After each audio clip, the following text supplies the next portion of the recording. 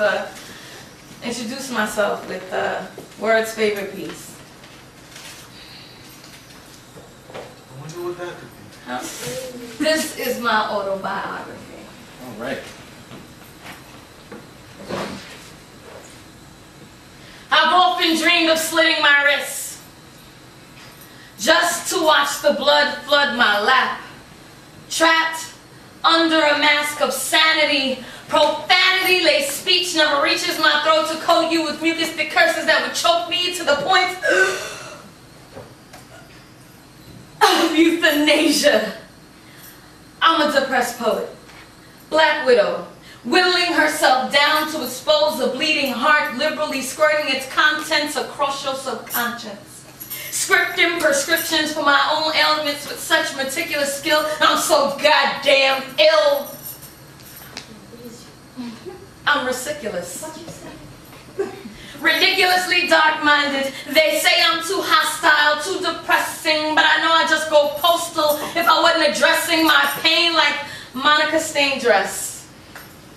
I sealed away too many perverted memories from my brain like bill me later. It's a wonder they haven't certified me insane. I've been seeking asylum from my own weak willpower for weeks. It was only last week I tried to leap off the roof but fell short of patience for the long ride down. Would've, could've pulled the trigger but aim incorrectly and I'll be forced to live as an effigy. I'll hang myself upside down. I am a salmon heading downstream, swimming as if my life depended upon it. I'm booking it, hooked on sonnets dangling in front of me like past participles, force-feeding me articles of confederation to be violently violated by my southern region.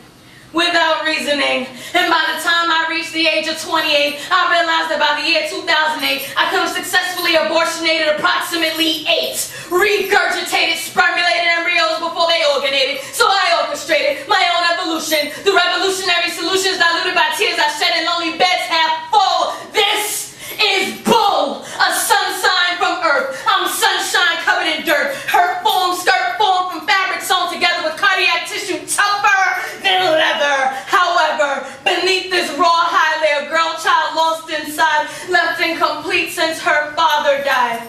Cigarettes literally reduced him to ashes. Ashes. She all but falls down, hiding her assets, trying desperately to find herself. Her self-wealth is priceless. ISIS ruled over the dead with her husband, while I rule over dead husbands. One by one, I lay them down in my head, removing their heads, so they become geniuses, separating brain from penises.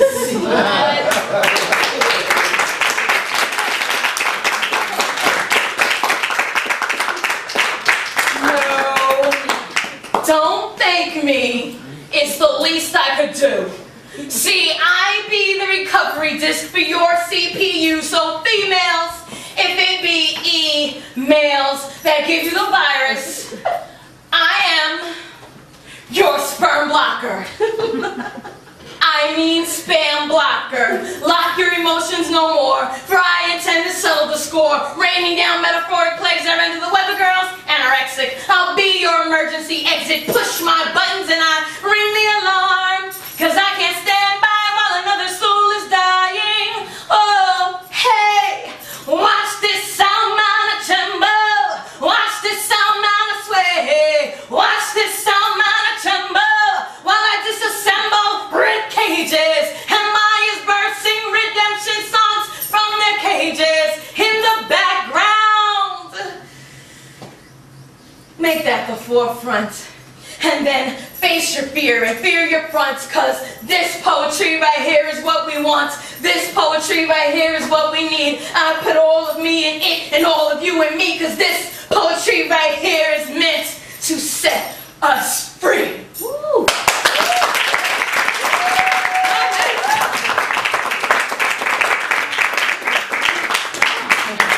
Good stuff.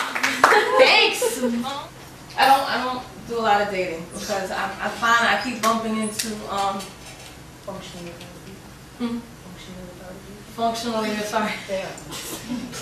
Let's just say socially deficient. Socially deficient. Emotionally deficient. Speaking of emotionally deficient, I I was involved with this guy who I would classify as emotionally deficient. He was very detached. We didn't get to speak in person a lot.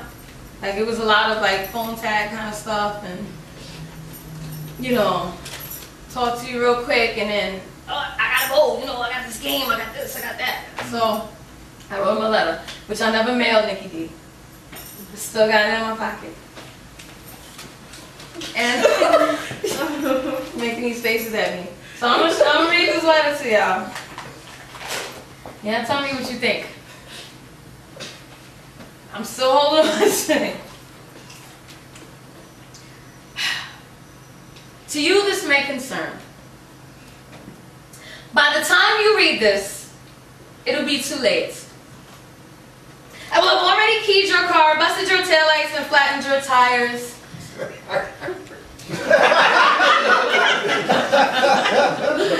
Personal. Real talk, Charlie.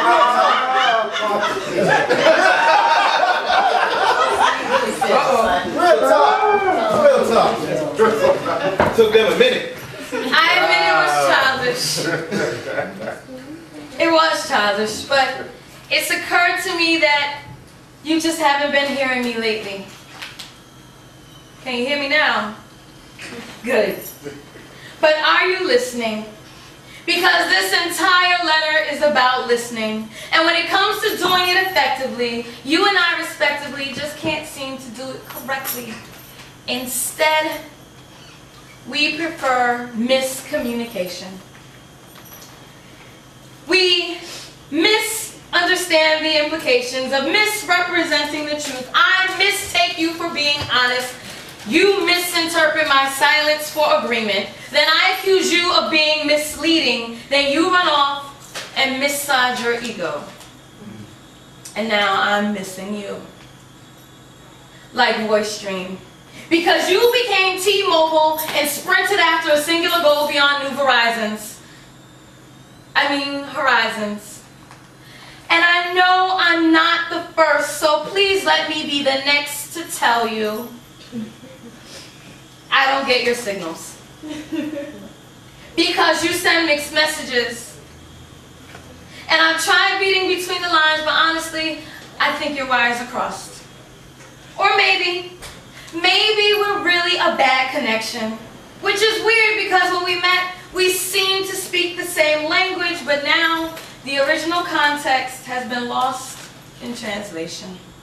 And I find myself trying desperately to dissect your dialect, hoping that if I collect enough sentiment, you might change your mind and call me. Baby, lately this whole situation has taken a toll on me, and maybe I need to reverse the charges so you'll pay me some attention and set my mind at ease. Honestly, I'm tired of playing telephone, and I think it's time I chat with you face to face in a private room where not even your ma Belle can hear. Fear not. Your secrets are safe with me. We could be the perfect combination if you just listen to the clicks of my heartbeat, because it's talking to you. My soul's been talking to you. I have been talking to you. If you would just listen. Reply requested. Love me, Charlotte.